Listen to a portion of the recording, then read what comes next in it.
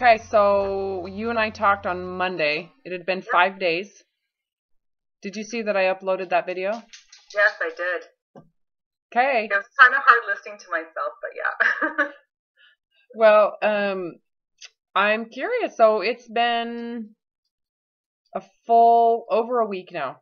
It's been Yeah. since last Wednesday, so it's been 9 days of you Yeah. having complete freedom to eat anything. Sugar, cakes, candies, rice, bread, anything. Mhm. No shame, no guilt. You are to listen to hunger. You wait for when you're hungry. You let yourself eat it. You stop when hunger is gone and tell me how you've done now.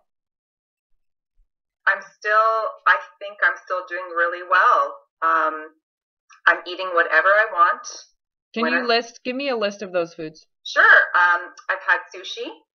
I've had raisin bread. I've had croissants. I've had granola cereal, taco, cake. I've had brownie with ice cream. Okay, so have you had any I'm assuming you're mentioning those because those are the bad foods. Yeah. Okay, so yeah, I'm assuming you've had more than just. Yeah, I've had, salads with my blue cheese dressing. I've had broccoli with cheese on it. Any Uh, animal meat? yeah, I've had salmon, chicken, lamb. I've had all kinds of meats. Have you been able to do any of this with your children? Yes. Just yesterday, we all went out to dinner. And remember when we first talked, I said you might want to go out with your kids because you'd fear-mongered them, right? You Yes. might want to go out with your kids and let them know that you made a mistake, that you were wrong, and that you're going to learn to eat these foods based on hunger, right? Yep. Intelligently. Yep. How are they doing with it? They're doing really well. My 2-year-old doesn't obviously Oh, sure. understand that stuff, but Yeah. my 9-year-old, we've had quite a few conversations, and I told you the last time I put out a candy jar. Mm-hmm. So yeah, things have been going really well. She is learning the hunger scale, Awesome. which is nice. Yeah, I think it's going really well. She ordered pizza yesterday at the restaurant, like a little mini pizza, Did and she she look at you first? Did she ask for your permission? Is it No, okay? she didn't actually, because I told her she can order Awesome. whatever she wanted, Okay, that's and she awesome. eats to hunger. So it gave her this freedom from feeling like, Yeah. is my mom gonna judge me? Can you imagine, when you decided that, healthy eating was gonna be your family's mission? Could you imagine that if you knew that that's what that would do to your child, would you have done that? Oh no. Could you I wish I imagine could your think about child that. fearing your judgment based on ordering pizza? Yeah. And what that does to their psyche? I know. Because I was telling you, she was starting to binge a bit. She was starting to binge eat and throw up in the toilet At 9. at 9. All my fault. Because I Well, put the fear in her. you have to see it as you were not intending. These are unintended consequences created from the diet culture. Mm-hmm. And the diet culture, you were doing the same thing, Yep. right? You may not have been puking in the toilet all the time, right? But it's the same, these psychological consequences from the fear mongering, the food, one bite is that bad, right? There's no Yeah. differentiation between a bite and then 20 years of binging. Yeah. One bite and 20 years of binging to the diet world is equal, right? Yeah. So how do you feel physically? So at first, probably a little bit embarrassing to mention, but at first I thought actual eating certain foods that I haven't eaten for so long. I think possibly my body was having a hard time digest them. So at certain times it was, difficult to do certain things in the bathroom. Of course. Yeah. Of course, you eliminate food, your gut doesn't Yeah, it doesn't respond. recognize. It's atrophied. It's like when someone is a vegetarian, they get rid of meat and then Yeah. they introduce meat, their stomach goes, holy crap, I don't know how to digest this. I've Yeah. got to turn these other enzymes on that I haven't used in years. So yeah, that's to be expected. It cleared up in like like 3 days. Yeah, your body So, said, okay, I think I know what I'm doing here. yeah. So that's been going well. Tell me this, are you craving all of those carbohydrates? No. Okay, so then, because you know there are people out here going, oh my gosh, listen to what she's eating. It's because they start the binge cycle. It's like those things make her totally crave it, and that's why she's eating all of it, and I bet you she's going to go crazy. There's going to be an end to this. Someday she's going to start binging again because that's how this works. Not at all. Like a lot of these foods, like the croissant I was telling you, I just want to test myself. I wanted to try it and see. Am I going to go crazy and eat 2 or 3 of them? Yeah, like it's sucked in because they're so good I can't handle it, which is what it was like before.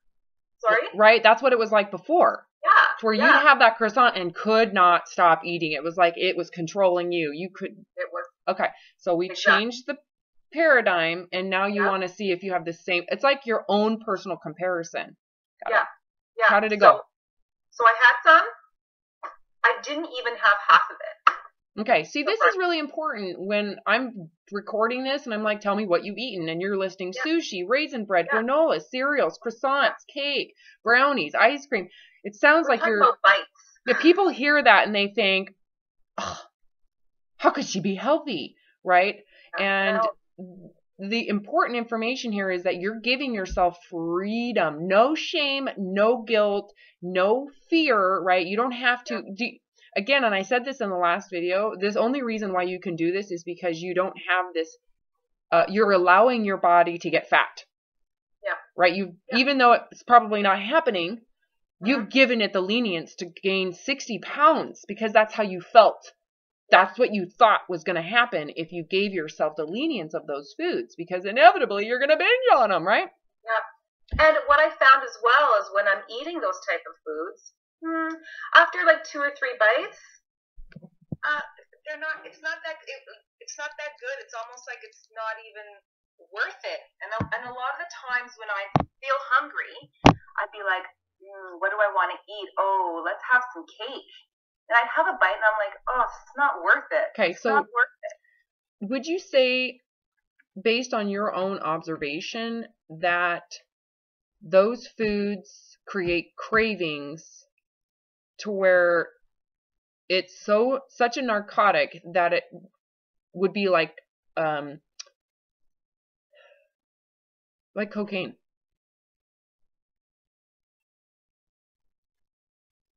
It is very strong.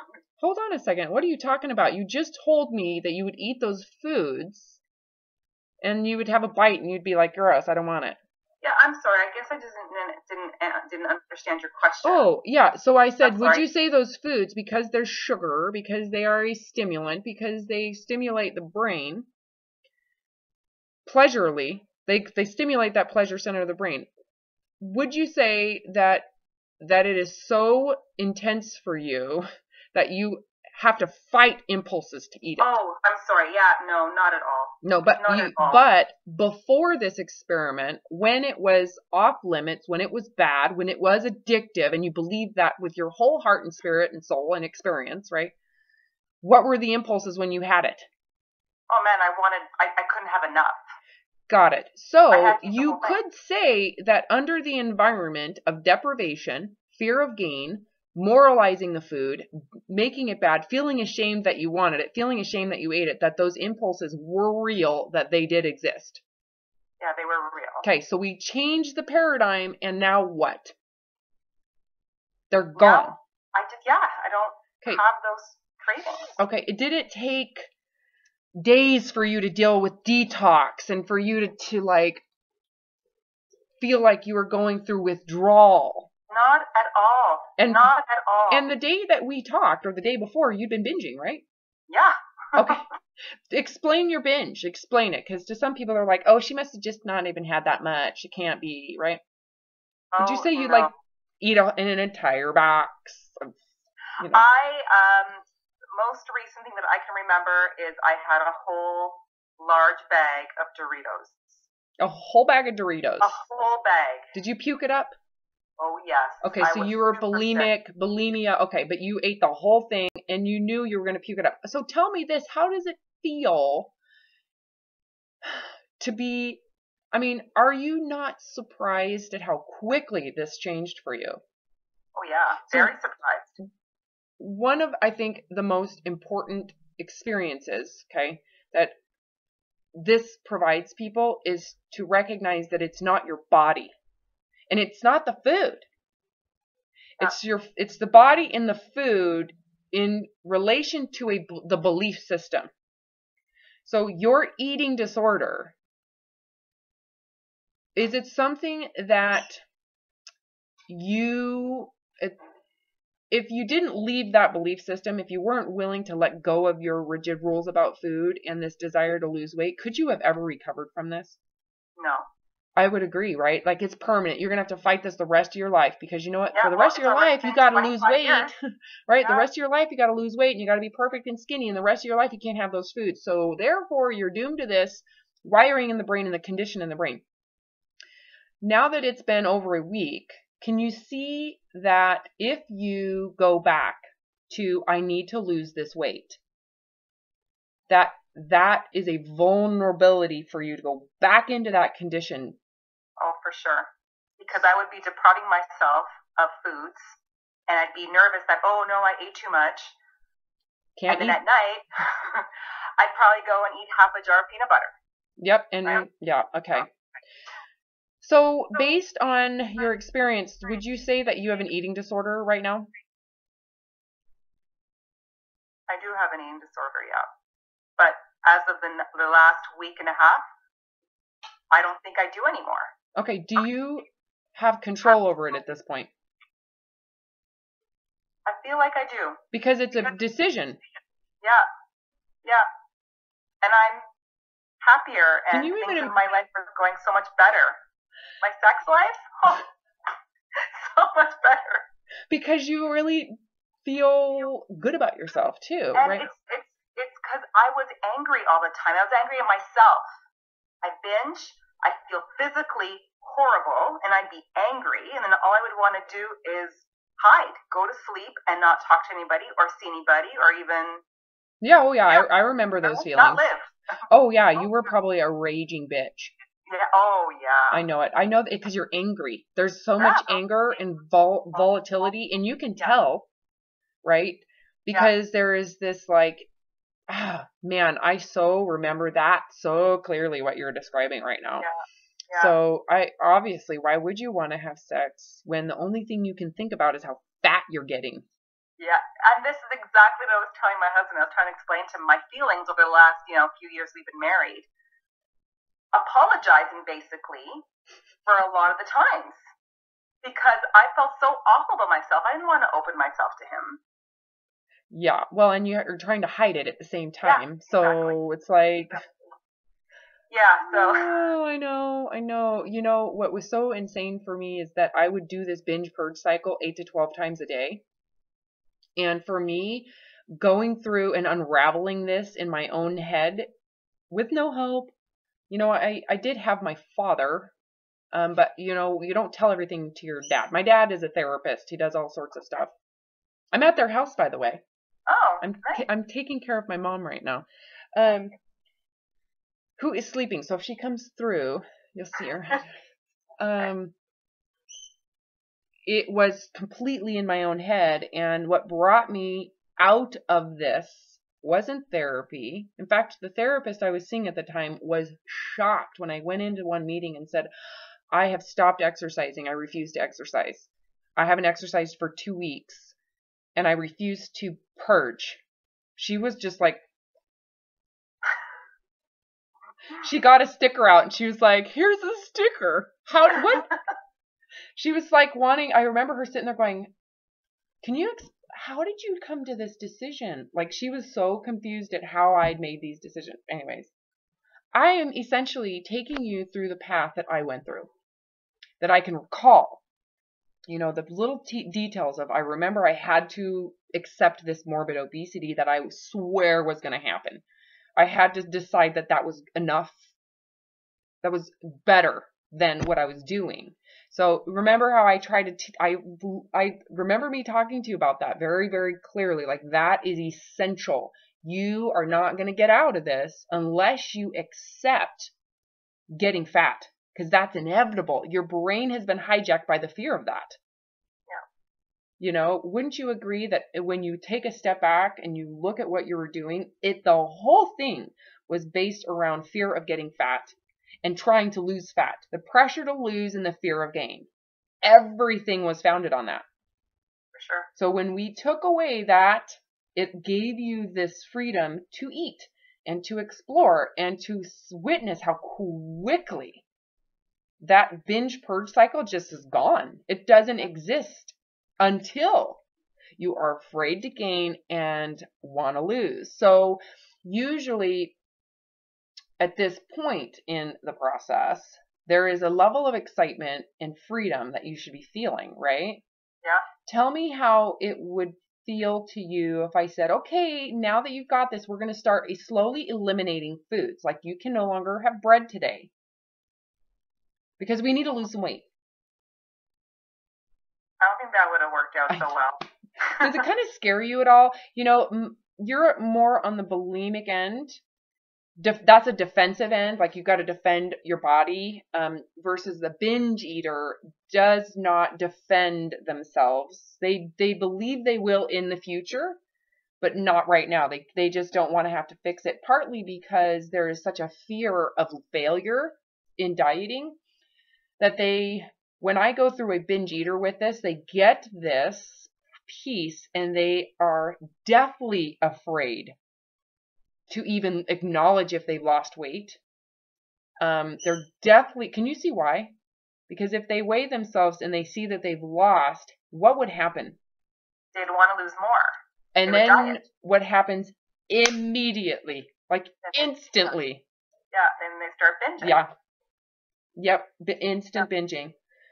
Yeah. People go to the doctor, get weighed, and the doctor's like, wow, you've lost like 40 pounds, and you don't even know, right? Because binge eaters can get really big.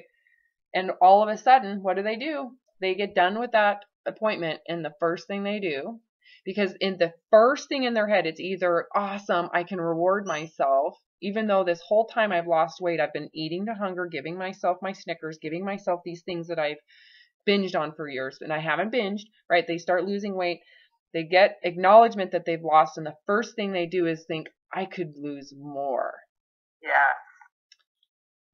I felt that way before, yeah. And that's where you're vulnerable right now. So what I've seen in this process is people go, ooh, this is so freeing. I haven't binged. So I'm naturally, then you become aware, right?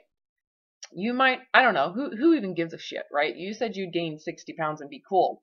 Don't you agree that this freedom is worth weight gain? Yeah. If that's really what I know. Yeah. Now that you've done it and you have this experience, right? Because the first day you and I met, I was explaining the experience. I was painting the picture of this freedom, wasn't I? And you were completely trusting that I was accurate based on what you could have foresight. You were like, in foresight, I can see why this would be so freeing, right? And we negotiated how much weight it would be worth, and you stepped into it, and you're doing it. Now you have your own personal, tangible experience with the freedom. Is the freedom I described on our consult anything close to what you're experiencing, or is it pretty accurate? Yeah. Is it better than you thought? I think it is. I know when most people find they're like, I didn't realize that this would affect my relationship with my husband, my relationship with my kids, how I feel at my work environment, all the shit I'm getting done around my house that I used to be procrastinating. Oh my God, this is ridiculous, right? I know. That it's an antidepressant, right? That it seriously changes a lot of things for people. Not everybody, but this is like normal. This is normal. There's always the exception, people who've experienced like severe trauma in their childhood. There's always these exceptions. However, what you are witnessing is so typical that people feel this way, almost like you're levitating. Like, what type of pill are you on, right? And then there's this moment. Ooh, what if I reduce my sugars and starches? and still do this. I could lose weight. And what happens immediately? That's how you go back in. And all of a sudden, someone who had this freedom is sucked into the matrix, sucked back in. Like Yeah, instant. I don't want to go back there. Well, and here's what I see too is then all of a sudden you're like, all right, I'm totally going to kick ass. I'm going to remove sugar. So you start binging on sugar that day, which increases the pressure, right, to go back on a diet the next day. And then on that next day, you're like, screw it. I'm going to go ahead and give myself all these cookies. I'm going to eat them all. Now there's even more pressure to go on that diet the next day. And it is a powerful vortex that literally sucks you down. And by the time you gain 20 pounds, right? Now you can't go back into what you're doing because you have to get back to the weight you were today. You get a taste of that freedom, and then all of a sudden you go back in, you're gaining shit tons of weight, and then it's like, okay, now the only way out is the way you did it before, which is releasing yourself from this pressure to lose, right? But then they're like, but I've just gained 20 pounds. How the hell am I going to do that? Well, it's like, well, you have to learn. The only way out is to just stop. Yeah. And that requires that you just accept where you're at. Right? So when you and I started talking, you had just gained, right? Yeah. Because you'd been binging. And so you had just gained. So you're not at that number, right? Where you're like, if I could just get back down to this weight. No. So you had to just stop. Yep. Okay. And I don't want to know. Like, I don't care to know how much I weigh right now. I feel good. I'm physically feeling good. I feel like I'm mentally free and emotionally free. Did you weigh yourself? Did you weigh yourself before we met? No. When was the last time? I haven't weighed myself in a long time. Because I was watching your videos and I really wanted to put your program into my life because I liked what you were saying and I understood it. Okay. Do you now realize that you really didn't understand it? Yeah. Okay. I know. Everybody's watching these and they're like, I've done that method. It's like, oh, really? Were you on my schedule? Have we had a consult? I don't remember. Yeah. It's hard to get it through these videos. I can weigh myself, but I would stare myself in the mirror every single inch. Body checking, right? Let's check my hips. Let's look. You know how many times when I was ill, I looked at my stomach in a day? Oh, yeah, that's what I did. Okay. And I would use measuring tapes.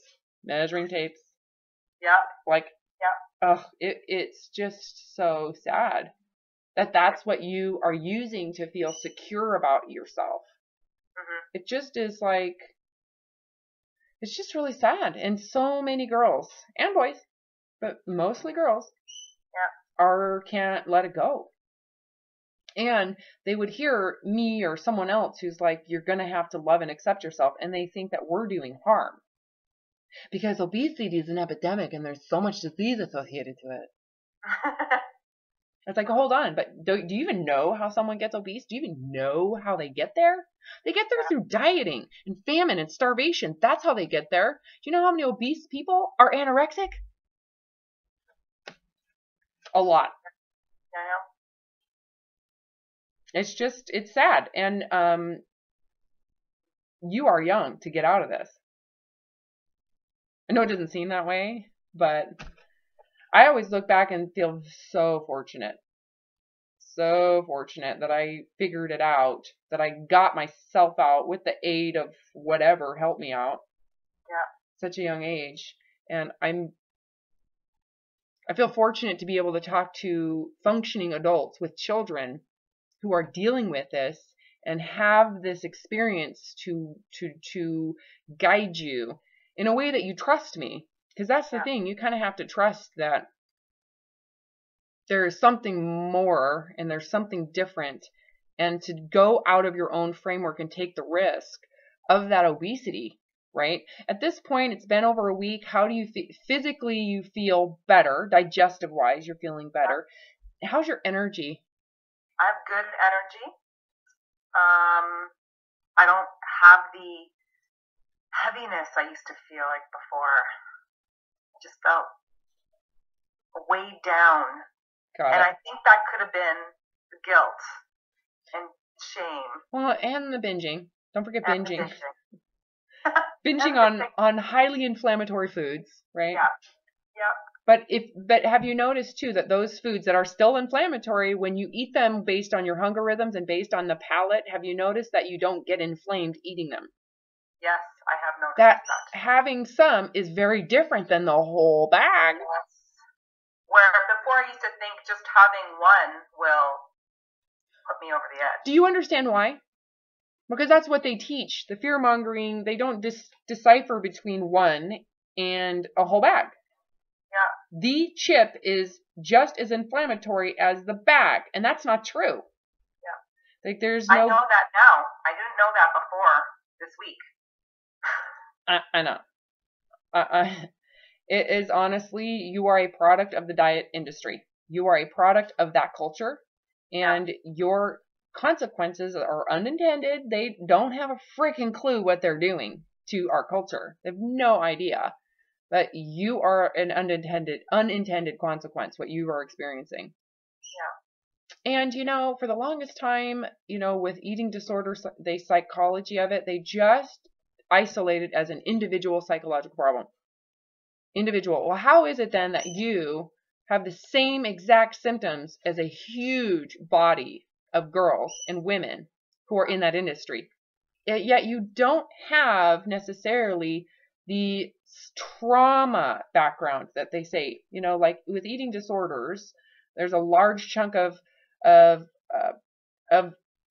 women and girls that get an eating disorder who've been molested, who've been raped, who've had sexual issues, who have all sorts of issues with their mother being extremely controlling religion, controlling upbringing.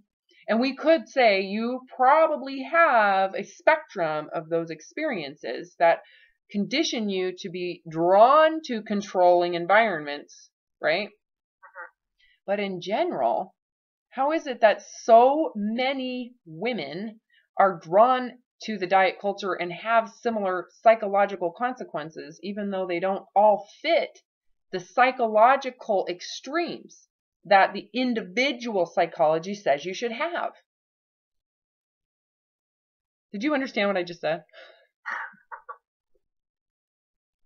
Sometimes I wonder if I'm... There's a lot of words. Well, in short, for a long time with eating disorders, they basically put you into a trauma category. Yeah. Right? But then how is it that such a mass of people have these disordered eating that is similar to an eating disorder? It may not be so severe, right? But you have you're binge eating. Wouldn't you say you had psychological illness? Would I say I have psychological illness? Would you say you had a psychological illness a week ago? Yeah. Okay. Yeah. I know, it's so different when you don't. Yeah. I like that, right? It's so different when you flip the switch. This is a sign, by the way, that you're not dealing with how they define someone with an eating disorder. Does that make any sense? Yeah. If it's this quickly resolved, this is not about trauma. This is not about you being molested. This is so unique. And even so, I have worked with people who've had trauma and molestation. I was one of those. And so how did I recover so quickly? Part of it, I think it was because it was me that fixed it. Yeah. Right? Yeah.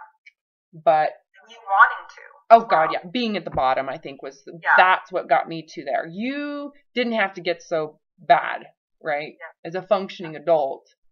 However, it's just like, we've got to look at this as a culture, as a social issue. How quickly your daughter was being trained and conditioned by it. Yeah. And you could look at her and say, for the most part, from what you know, she hasn't been molested. She hasn't had sexual trauma. You probably were in the spectrum of a controlling parent, of course. Oh, yeah. But specific to food and body image, there's all those that you could say existed for her. But at 9 years old, she's already binging and purging. That isn't because of the extremism. It's because of the culture she's being raised in. Yeah. So, anyways, what do you think the chances are that you're going to go back there? I don't think I ever will.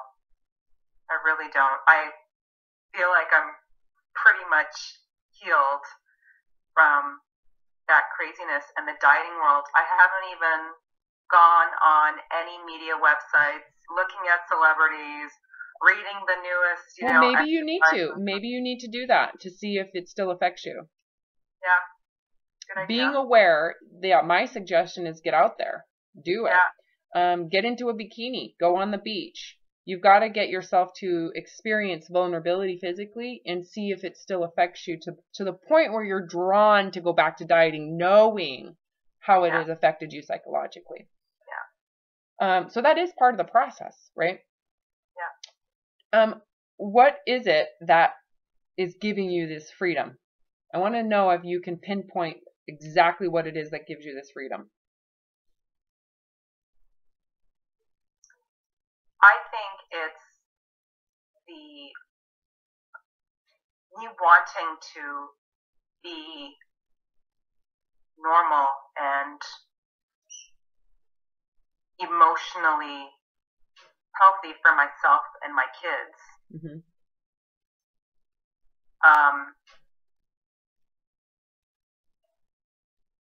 And realizing that it doesn't matter how my body looks, where before that's all I cared about.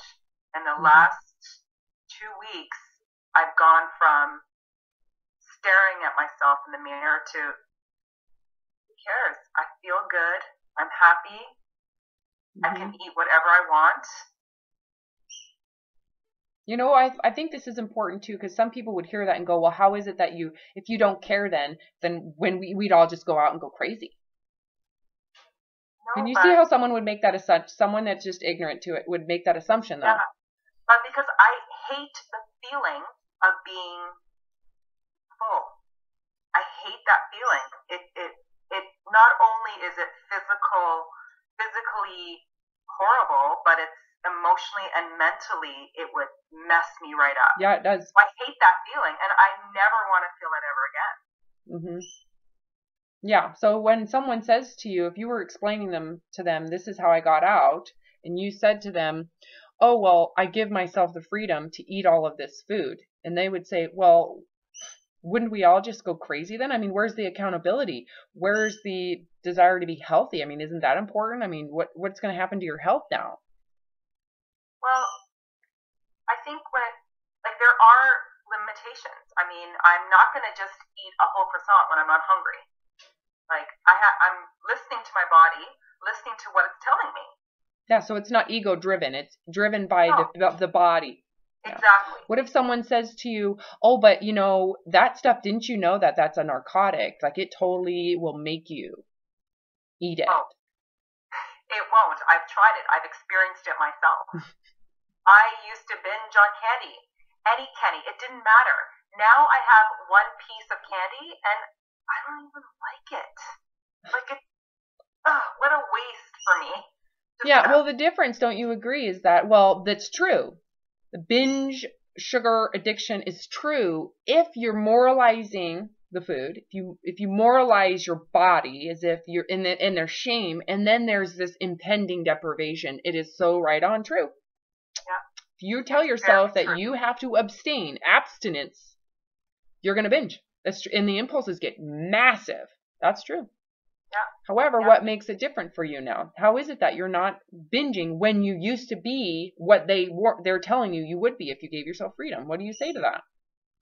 Well, because I wanted to get out of the craziness. I didn't want to feel that way anymore. Yeah. For you, giving yourself that abundance without the deprivation. Yeah. And this to me is the key, right? This is the key for me. Okay. When I ended this the moment I decided 500 pounds was good for me. So even to this day, oh, you never know. It'll come back. I'm like, well, I don't know. I mean, I've given myself the lenience to be really big, and I still feel that way. I recall the feelings of desperation and suicide. Just very clearly. You don't forget that stuff. Yeah. And I'm still there. I still have a contract with the body. I will give it grace up to 500 pounds. After 500 pounds, you either get a gun or I go back into that cycle. At that point, yeah, I'll go re-enter it. I'll re-enter my eating disorder crazy. Yeah, I was crazy. Like, I used to, when we would go out to restaurants, which I never wanted to do because I couldn't control my food intake that way. Yeah, and you were vulnerable, right? Yes, very vulnerable. Because that food is addictive. Yes, I would take my own little cooler. Don't laugh. I would No, take I get it. my own little cooler with me because I knew I was going to order a salad. I would bring my own dressing. And I would even bring little things on the side, like a little bit of avocado and a little bit of olives. Because that's healthy. Because I'm being so healthy. I'm so good and righteous. So I was going to put that on my salad. And when no one was watching, I would throw it on my salad at the restaurant. I can imagine, now looking back, how crazy I was. I can't believe I did that. Like, it's embarrassing now that I look back. And this was just 3 weeks ago. Honey, don't be embarrassed. Have compassion. Compassion, honey. Oh, man. I wasn't all judging you when we first met. When you were having a panic attack over me saying, can you let go of your scale weight and your weight? You were like, oh my God. Do you remember me saying, that's fine. You're just going to continue to binge and purge. Do you remember that? How many times it was like, you would be like, I don't know. Oh my God. Yeah. I know, as soon as you step out, it's almost like I describe it like the unfolding, like a piece of paper that was folded, right? Yeah. And you didn't think that it was folded. You thought it was one sheet of paper. And all of a sudden you're like, holy crap. Can you go back to that? Oh no, there's more. And then all of a sudden, this is what happens. You can't go back. No. Unless you need to lose weight. Yeah. Do you see? That is like the most important detail. So easy to follow as well. When you got to fix your body, when you got to get back to that image. I just want to get back to that. Right? And people are like, but Robin, I have this fupa, I have this skin fold. I'm now like, I can't fit into my clothes. I'm so uncomfortable. I'm so unhealthy. Right? And I'm just like, okay, that's cool because the dieting and binging you were doing is so healthy. Yeah. And that's what got you there. That's what led them to that. Yes. So you see that now, right? It's like, okay, that's legit, right? We could sit here and we could go over how unhealthy you are based on, statistics and weight and BMI and all that crap. We could do that. I'm not going to argue with you. That's true. I've been educated. I get that. Diabetes, right? But how does one get to diabetes?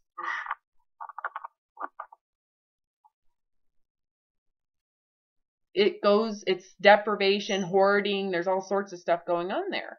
It's not about the sugar so much. It's about the urges to get it relative to this compensatory. It's compensatory. Why is the impulse so huge? Is it the pleasure center or is it this need to gratify a deep-seated need to secure yourself from deprivation? Wouldn't you say that deprivation, when you really look back to take away the body image, which is the core of the problem, all of what you were doing came from this deprivation from the body image and what that provided for you, and deprivation from food. It's like you had two competing things here, this need to have social acceptance through being thin and feeling good about yourself, just self-acceptance through being thin, and this ingrained ancient need to survive with food. Who in the end wins? Food. You're not going to beat Mother Nature. Society will not. Very true. Except for the severe anorexic. And eventually Mother Nature wins there too. You're going to die. Right? Yeah. Most people don't know that eating, of all mental illnesses, did you know that anorexia is the highest morbidity rate? No, I didn't know that. Yeah. Of all psychological illnesses, anorexia has the highest morbidity rate. And if you include the morbid obese anorexic, who is perpetually starving themselves and then binging as a carnal innate need, that makes it even larger. I mean, how many people die of obesity because of binge eating, which is directly linked to how shameful they feel about their body and how desperate they need to lose weight, but how overwhelmed they are by how bad it's been and how far off it is. The goal is they feel like they've been abolished, right? Banned from being accepted. Yeah. Wouldn't you binge eat too? Yeah. Anyways, digressing as always. And I love saying that. I digress. I'm a dork, I know.